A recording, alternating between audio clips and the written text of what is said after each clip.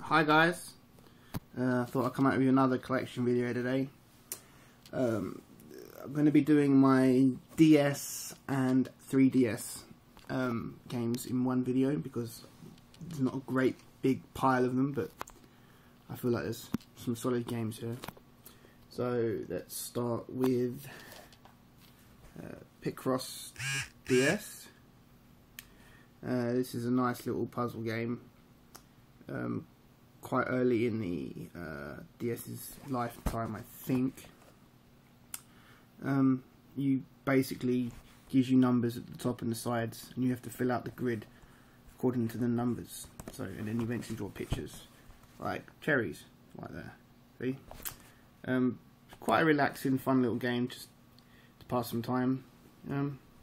There's loads of different versions for this as well. There's like a Game Boy Advance version and 3D version and all kinds of other versions, but this is good. This is good fun.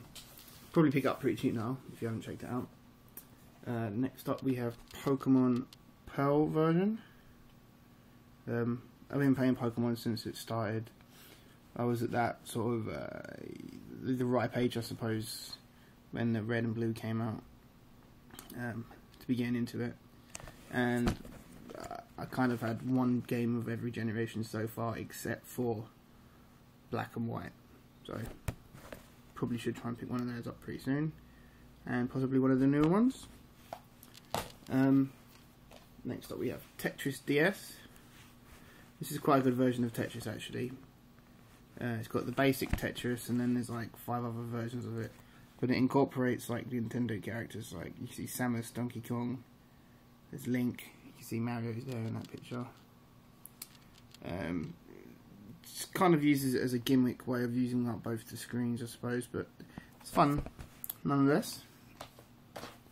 Then we have Bust-A-Move DS. This is basically Bust-A-Move, really. What's it called? It's called something else in America, I think. Bust-A-Move.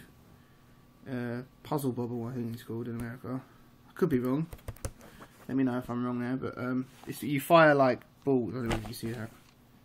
You fire, can't see it really. Fire balls up like that, and then you have to sort of link the colours together to pop them.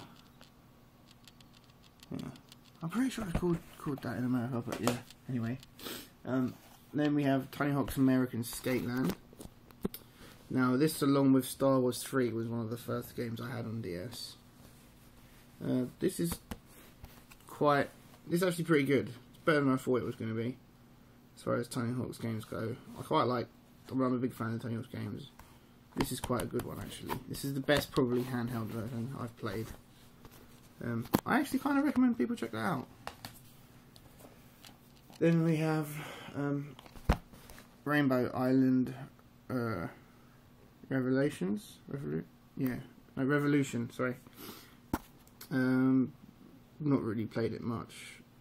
I think my mum wanted to play this more because she got a DS as well, so she decided to pick a few games, so that was one of them. And we have Elite Beat Agents. Now I cannot recommend this game enough to any DS owners. This game is fun. It's a music rhythm game essentially, but you're touching the screen and you have to move it around in time and tap and move around in patterns, and it's very difficult but very fun. I'd highly recommend checking this out if you have a DS or if you're a fan of music rhythm games in general. Next up we have The Legend of Zelda Phantom Hourglass. I never really got into this, I gotta tell you. The only real handheld version of Zelda that I ever got into was Link's Awakening on the Game Boy. I don't know, I think because Zelda's are quite long games and you're supposed to sit down for long periods of time, and I just don't do that with my handhelds. Except for the next 2 games, which I force myself to play on my handheld, and you'll see why. And they are Final Fantasy 4 and 3. Now, this is quite a good version of 4, I must say, although I still think I prefer the original Super Nintendo version.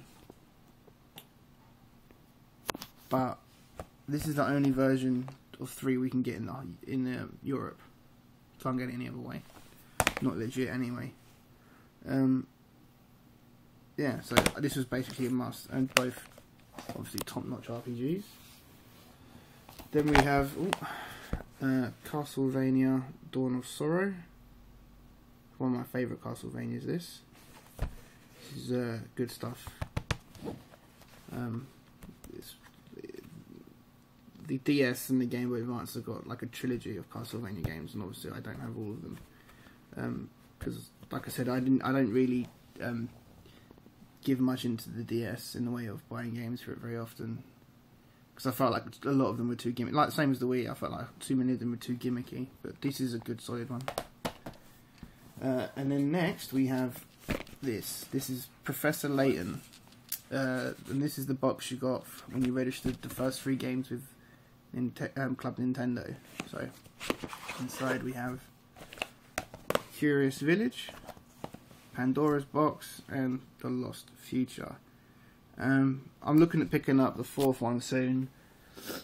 It's just still a bit pricey for my likings for the same thing again. I did, however, pick the first 2 up from new, and the 3rd one not long after launch, but it just feels like for more of the same, it isn't really worth paying full price, and these games don't tend to drop price very quickly, so I'll probably be waiting a little while to pick up the 4th, but I will nonetheless. And then next we're moving on to the 3DS games. That's the last of my DS games. And we have Pilot Wings Resort, which was a launch day title I got. And Ridge Racer 3D. Quite a fun version of Ridge Racer actually. Again, I can't put the hours into it because it's handheld. If it was on a computer, a home console, probably would have put more into it. I do like the Ridge Racer games. And the game I played the most on it, Zelda Ocarina of Time 3D. Superb. It just takes, I think it's better than the original, to tell you the truth. The graphics are obviously better. The 3D element doesn't take away, but it doesn't add too much. But there is a boss sort of rush mode kind of thing added in as well. So I would have said that GameCube Collector's Edition disc thing was the best version, but since this has come out, this is probably my favourite. So, and that is it. Thanks for watching, and I'll be posting another video soon, hopefully. Thank you, bye.